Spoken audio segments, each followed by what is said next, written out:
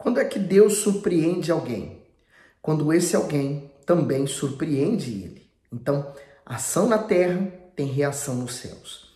Ruth tem demonstrado nas suas atitudes a fé e a confiança que ela tem em Deus. E por isso, os céus move então a história da vida de Ruth. Vamos hoje tentar terminar esse livro de Ruth, como são 4 capítulos, hoje 3 e 4, tá bom?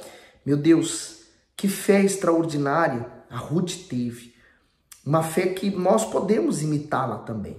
Porque Ruth nem sequer pertencia à nação de Israel, mas ela abraçou essa fé com amor e carinho, se entregou por completo e hoje se torna um exemplo de fé. Que nós possamos ser assim também para as outras pessoas. Um exemplo, um testemunho de fé. Eu entrego essa meditação nas tuas mãos e peço que o Senhor nos dê o entendimento da tua palavra. Amém. Então, Ruth, capítulo 3, versículo 1, diz assim: E disse-lhe Noemi, sua sogra, minha filha, não hei de buscar descanso para que fiques bem. Ora, pois, não é Boaz com cujas moças estiveste de nossa parentela? Eis que essa noite padejará a cevada na eira. Lava-te, pois, e unge-te, e veste os teus vestidos, e desce a eira. Porém, não te des a conhecer ao homem, até que tenha acabado de comer e beber. O comentário do 3. Lavar, ungir e vestir. Noemi aconselhou Ruth, pois sabia que ela estava diante da oportunidade de uma nova vida. Mas isso só seria possível se ela abandonasse definitivamente suas lembranças do passado. Lavar significa esquecer tudo que havia ficado em Moabe, como a perda do marido. Em seguida, após estar limpa, deveria se ungir e se vestir bem para começar uma nova história.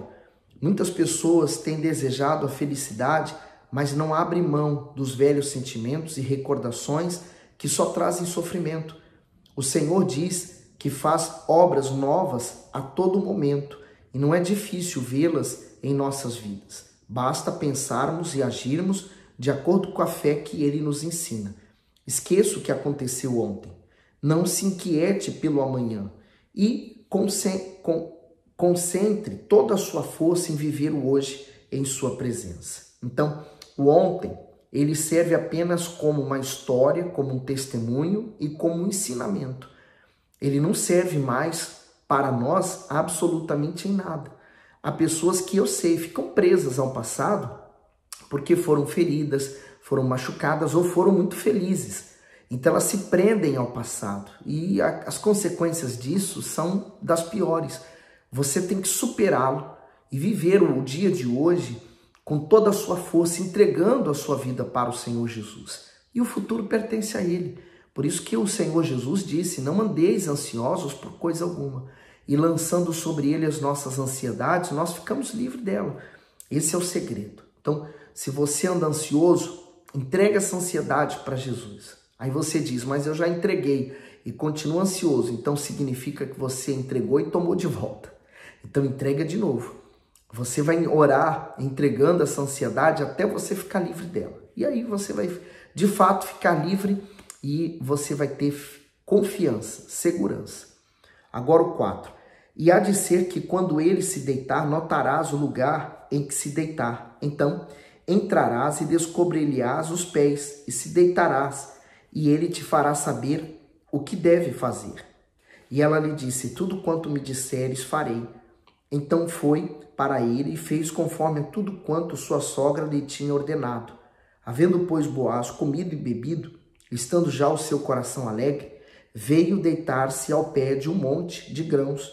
Então veio ela de mansinho e lhe descobriu os pés e se deitou. O comentário diz, o plano de Noemi seguiu os costumes da época, pois como parente homem honrado, Boaz não se negaria a cumprir o seu dever. Ruth obedeceu a sua sogra e foi à eira onde ele dormia. Ali descobriu os pés de seu remidor e se deitou próximo a ele. Esse gesto não tinha conotação sexual, nem foi um ato inconveniente por parte de Ruth, mas indicaria a Boaz a intenção dela em ser resgatada por ele. Assim, Boaz seria encorajado a se casar com ela para cumprir a lei mosaica. Muitas vezes a fé requer de nós atitudes ousadas, que aos olhos humanos podem parecer descabidas, mas para quem é guiado por Deus, são compreensíveis, adequadas e corretas. Então, por causa da obediência dela, ela então estava provocando o milagre, porque nós temos que fazer a nossa parte até onde nos cabe fazer. O restante, que é o sobrenatural, vem de Deus. Então, a parte dela era fazer aquilo que a sogra havia dito, o resto era com Deus. No 8, e sucedeu que pela meia-noite o homem estremeceu e se voltou, e eis que uma mulher jazia a seus pés. E disse ele, quem és tu? E ela disse, sou Rute, tua serva. Estende, pois, tua capa sobre a tua serva, porque tu és o remidor. O comentário, estender a capa. O pedido de Rute foi direto. Cobrir uma mulher com o próprio manto simbolizava casamento. Essa atitude indicava que aquela mulher permaneceria coberta para todos, com exceção do seu marido. Rute pleiteava seu direito ao remidor e o buscou no lugar de forma certa, em meio aos filhos de Israel. O matrimônio foi instituído pelo Altíssimo para ser uma fonte de alegria, aconchego, segurança e honra. Mas em nossos dias tem sido mais um motivo de dor, vergonha e mágoas. Por isso o divórcio vem sendo mais celebrado que a própria união. A principal causa das separações se deve à falta de buscar pela vontade de Deus em relação à vida amorosa. As pessoas estão interessadas em satisfazer a própria vontade e pouco se importam em recorrer ao Senhor para encontrar o seu cônjuge. O que acontece muito hoje é a união estável, né? Que eu chamo de união instável, porque no primeiro deslize, no primeiro problema, no primeiro desentendimento, é cada um para o seu lado e acabou. Quer dizer, não tem segurança. E olha, vou ser sincero, eu duvido a mulher que se une falando assim, não quero nada de casamento. Quando diz assim é porque já está ferida de outras coisas, outros relacionamentos. Então se une e quando separa, nunca quis casar. Não, casamento só dá trabalho. Na verdade é uma pessoa ferida e desacreditada do amor. Agora o 10. E disse ele, bendita sejas tu do Senhor, minha filha. Melhor fizeste esta tua última benevolência do que a primeira, pois após nenhum dos jovens fostes, quer pobre, quer rico. O comentário diz, ansiedade. Os acontecimentos na vida de Rute mostram como ela elegeu suas prioridades. Primeiro, ela abraçou a fé no Deus de Israel e fez da sua comunhão com ele sua maior necessidade. Depois seguiu os conselhos de sua sogra com respeito à vida amorosa. Rute não tentou arrumar um pretendente para resolver seus problemas, tampouco permitiu que as dificuldades interferissem na sua decisão. Ao contrário, enquanto agia a fé, trabalhava no campo, sem ansiedade. Quantos maus relacionamentos seriam evitados se houvesse o mesmo cuidado de Rute em esperar e buscar pela pessoa adequada? Quem está na dependência de Deus não se deixa influenciar pelas inquietações. Além disso, sabe avaliar se não está sendo vítima de sentimentos enganosos. Agora o 11. Agora, pois, minha filha, não temas. Tudo quanto disseste te farei, pois toda a cidade do meu povo sabe que és mulher virtuosa. Uau! Então quer dizer, Boaz está dando um testemunho de Rute, né? Que ela é uma mulher virtuosa. Quer dizer, as atitudes dela falavam mais do que palavras. Às vezes a pessoa fala tanto, né? Ela fala que é isso, fala que faz, mas as atitudes dela demonstram outra coisa, né? E no caso de Rute, ela falava pouco, mas as atitudes falavam muito. O comentário do bispo do 11 diz assim, és mulher virtuosa. Rute tem seu valor reconhecido não apenas por Boaz, mas também por toda a cidade que um dia a recebeu como uma estrangeira moabita.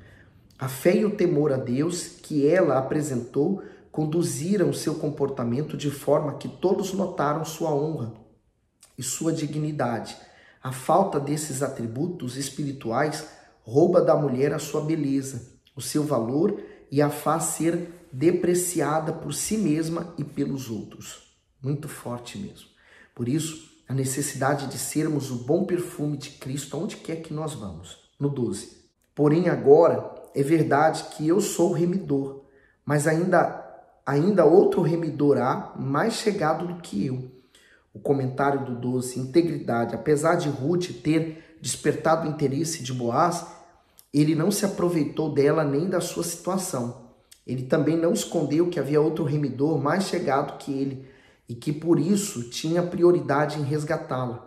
Boaz poderia ter omitido a questão para se beneficiar, casando-se e tornando-se proprietário das terras de Noemi, mas optou pela verdade, para alcançar vantagens. O ser humano é capaz de mentir, manipular e desprezar os outros quando eles não têm mais nada a oferecer. Por essa razão, é cada vez mais raro encontrar integridade, respeito e bondade sincera em alguém. Verdade, quer dizer, ele está sendo honesto. Quer dizer, você veja uma mulher virtuosa se casando com a pessoa certa. E você percebe a mão de Deus, né? E a mão de Deus também vai abençoar a união dos dois. O 13. Fica-te aqui essa noite, será que pela manhã, se ele te redimir, bem está, que te redima. Porém, se não quiser te redimir, vive o Senhor, que eu te redimirei. Deita-te aqui até amanhã. O comentário do 13. Vive o Senhor, que eu te redimirei. Boaz fez a Ruth o juramento mais solene que o israelita poderia fazer. Com isso, demonstrou que cumpriria sua palavra e encontraria um resgatador para ela, caso ele não conseguisse ser. Vemos nas palavras de Boaz que ele tinha um caráter reto e justo. 14. Ficou-se, pois, deitado a seus pés até pela manhã, e levantou-se, antes que pudesse um conhecer o outro, porquanto ele disse, não se sabia que alguma mulher veio à ira. Disse mais, dá-me a capa que tens sobre ti e segura. E ela segurou, e ele mediu 6 medidas de cevada e lhe a pôs em cima. Então foi para a cidade. E foi a sua sogra, que lhe disse, como foi, minha filha? E ela lhe contou tudo quanto aquele homem lhe fizera. Disse mais, estas 6 medidas de cevada me deu, porque me disse, não vás vazias a tua sogra. Então disse ela, espera, minha filha, até que saibas como irá o caso, porque aquele homem não descansará até que conclua hoje esse negócio. Olha, eu posso chamar Noemi de mãe de Ruth, né? Mãe emprestada, porque ela era sogra. E agora mãe, né? Mais do que mãe, porque ela se mostrou uma pessoa muito dada a ela. Mas agora, né? Veja que ele, Boaz, era também um bom genro, né? Entre aspas, já mandando alimentos para agradar a sogra. Ruth 4. E Boaz subiu à porta e assentou-se ali. E eis que o remidor de Boaz tinha falado, ia passando e disse-lhe, ô fulano, vem cá, assenta-te aqui. E desviou-se para ali e assentou-se. O comentário daqui diz assim, ó, a porta da cidade era um local público, onde as decisões sobre as mais diversas questões eram tomadas. Ali anciãos se encontravam para julgar os casos do povo, pessoas necessitadas iam em busca de auxílio e homens de negócios se reuniam para realizar transações comerciais. Por isso Boaz se dirigiu para lá. Ele desejava encontrar o outro parente resgatador de Ruth e assim conduziu as negociações das terras de Noemi. Então, como era a cidade pequena, ali o centro, né, a porta da entrada, era um lugar muito movimentado. Então, todas as questões eram resolvidas ali. No 2. Então, tomou 10 homens dos anciãos da cidade e disse, assentai-vos aqui. Assentaram-se. Então disse o remidor, aquela parte da terra que foi de Elimeleque, nosso irmão, Noemi, que tornou da terra dos Moabitas, está vendendo. E eu resolvi informar-te disso e dizer-te, compra diante dos habitantes e diante dos anciãos do meu povo, se hás de redimir, redime-a, e se não houveres de redimir, declara-me, para que eu saiba, pois outro não há senão tu que a redima. E eu depois de ti. Então disse ele, eu a redimirei. Disse, porém, Boaz, no dia em que comprares a terra da mão de Noemi, também a comprarás da mão de Ruth, a moabita, mulher do falecido, para suscitar o nome do falecido sobre a sua herança. Então disse o remidor, para mim não a poderei redimir, para que não prejudique a minha herança. Toma para ti o meu direito de remissão, porque eu não a poderei redimir. O comentário daqui diz assim: a estratégia de Boaz. Na negociação das terras com o parente mais próximo de Noemi, Boaz priorizou as propriedades à venda, em vez do casamento de Ruth. Tanto o dever de se casar com a viúva, quanto a compra da propriedade estavam ligados. Por isso, ele aguardou a hora ideal de revelar a necessidade de suscitar um herdeiro ao marido falecido da Moabita. Apenas no momento oportuno ele o fez, pois sabia que o parente não desejaria dividir a herança dos filhos com outra criança. Assim, Boaz garantiu um tesouro precioso para si, pois alcançou a benevolência do Senhor ao encontrar uma mulher valorosa e sábia para ser sua esposa. Provérbios 18, 22 diz assim: aquele que encontra uma esposa acha o bem e alcança a benevolência do Senhor. E de fato, né? Hoje em dia, um bom casamento é raro, é igual achar agulha no palheiro. Quer dizer, a pessoa, quando ela se une com a pessoa certa, deve valorizar, né? E como que eu valorizo? Sendo fiel. No 2, então tomou 10 homens dos anciãos da cidade e disse: assentai-vos aqui. Agora no 7, havia, pois, já de muito tempo, este costume em Israel quanto à remissão e permuta para confirmar todo o negócio. O homem descalçava o sapato e o dava ao seu próximo, e isto era por testemunho em Israel. Disse, pois, o remidor a Boaz: toma para ti, e descalçou o sapato. O comentário diz: descalçou. Naquela época, tirar os sapatos e dar àquele com quem se negociava era uma forma de legalizar o acordo diante de testemunhas. Naquele momento, houve a transferência de direito do primeiro resgatador para Boaz, dando a este condições legais de se casar com Ruth. Então, você vê que Deus ele trabalha com símbolos. Por isso que a nossa oferta, quando nós levamos ela ao altar, ela está simbolizando o Senhor Jesus e ela também representa o nosso sangue sendo derramado naquele altar, e por isso o sangue clama do altar por nós. Aí ele diz aqui, no 9, então Boaz disse aos anciãos e a todo o povo: sois hoje testemunhas de que tomei tudo quanto foi de Elimeleque, e de Quilom, e de Malom, e da mão de Noemi, e de que também tomo por mulher a Ruth, a Moabita, que foi mulher de Malom, para suscitar o nome do falecido sobre sua herança, para que o nome do falecido não seja desarraigado dentre seus irmãos e da porta de seu lugar. Disto sois hoje testemunha. E todo o povo que estava na porta e os anciãos disseram: somos testemunhas.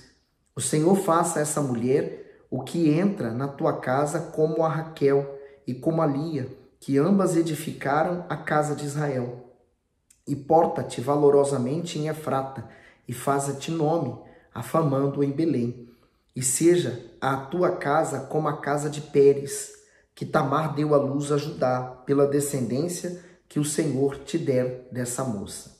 O comentário diz: a bênção proferidas pelas testemunhas determinava que Ruth fosse uma mulher fértil, assim como Raquel e Lia, as progenitoras das 12 tribos de Israel. O povo desejou que Boaz crescesse em prosperidade e poder. Todos esses desejos se cumpriram, pois era propósito do Todo-Poderoso que o seu próprio filho entrasse na genealogia da Moabita. Ruth e Boaz encontraram muito mais que um cônjuge, mas alguém que completaria um ao outro. Aos olhos de Deus, casamento é uma união de propósitos. Por isso, tanto o homem quanto a mulher são beneficiados com ele. E eu percebo então que Boaz ele era solteiro até essa altura, né, para se casar com ela. Então a união era um propósito de Deus, né? Às vezes acontece tantas coisas ruins como aconteceu aqui. A Ruth, né, ela ficou viúva muito prematuramente, mas isso serviria para um propósito. A gente não sabe como era o marido dela, né? Mas nós sabemos que ela se tornou uma mulher de muita fé e Boaz também era um homem de muita fé. Então Deus uniu os dois. Agora perceba uma coisa, na linhagem do Senhor Jesus, né? Primeiro passa então desde lá de trás naquela mulher que era prostituta em Jericó. Então, desde lá, o Senhor Jesus vem escolhendo pessoas que vão formar a sua genealogia, né? Olha que bênção. Deus vem escolhendo pessoas desde lá de trás até aqui, pessoas que às vezes eram desprezadas, eram pessoas de outras nacionalidades, pessoas que talvez não haviam nenhum interesse especial para a nação de Israel, mas que ele viu algo especial nessas pessoas. No 13, assim tomou Boaz a Ruth, e ela lhe foi por mulher, e ele a possuiu, e o Senhor lhe fez conceber e deu à luz um filho. Então as mulheres disseram a Noemi, bendito seja o Senhor que não deixou hoje de te dar remidor, e seja o seu nome afamado em Israel.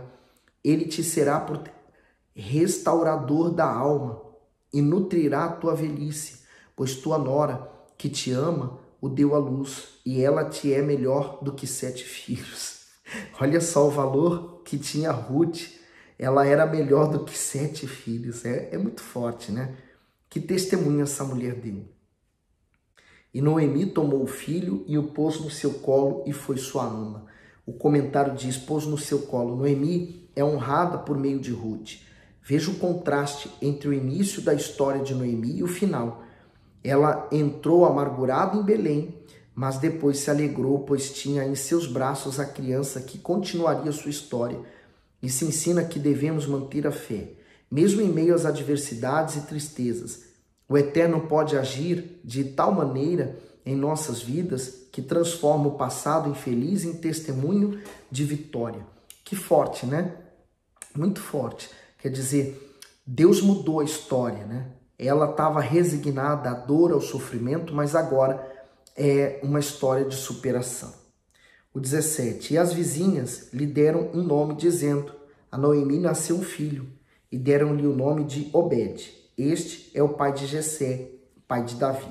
O comentário diz, a decisão de Ruth em seguir o Deus de Israel mudou completamente a vida dessa estrangeira e de toda a humanidade. De sua descendência veio Davi, rei de Israel, e posteriormente o Messias, o rei dos reis. Uma viúva oriunda de um povo idólatra e distante torna-se parte da família terrena do Filho de Deus. Alguns questionam que Jesus seja o Messias porque não aceitam uma moabita na sua genealogia. Mas o que dizer ainda da prostituta Raabe, que assim como Ruth fez parte da sua linhagem? A origem do Salvador se deu com pessoas simples e pecadoras porque foi Deus quem decidiu agir assim. Os homens podem ser preconceituosos e censuradores, mas Deus não. Aprendemos com isso que o ser humano, independente de suas origens, pode chamar a atenção divina de forma extraordinária por meio de sua fé. E não apenas isso, pode receber dele a honra eterna que é a salvação. Aqui nós entendemos que Deus não faz distinção de pessoas. Pelo contrário, ele escolhe aqueles a quem ele quer honrar. Então, Deus escolheu ela por alguma razão. Deus viu algo dentro dela. E Deus escolheu você que está aqui seguindo esses vídeos e que tem esse desejo de agradar a Deus e de buscá-lo. No 18, essas são, pois, as gerações de Pérez. Pérez gerou Esrom, e Esrom gerou Arão. E Arão gerou a Aminadab. E Aminadab gerou a Nasson. Nasson gerou a Salmão. E Salmão gerou a Boaz. E Boaz gerou a Obed. E Obed gerou a Jessé. E Jessé gerou a Davi. E assim, dessa forma, encerramos o livro de Ruth hoje. E vamos agora entrar no livro de Samuel. Olha que livro extraordinário. Se você já teve a oportunidade de ler esse livro, você sabe do que eu estou falando. Se não tem, vai ter agora. O livro de Samuel conta o crescimento desse grande profeta. Ele faz parte dos grandes profetas de Israel, Samuel.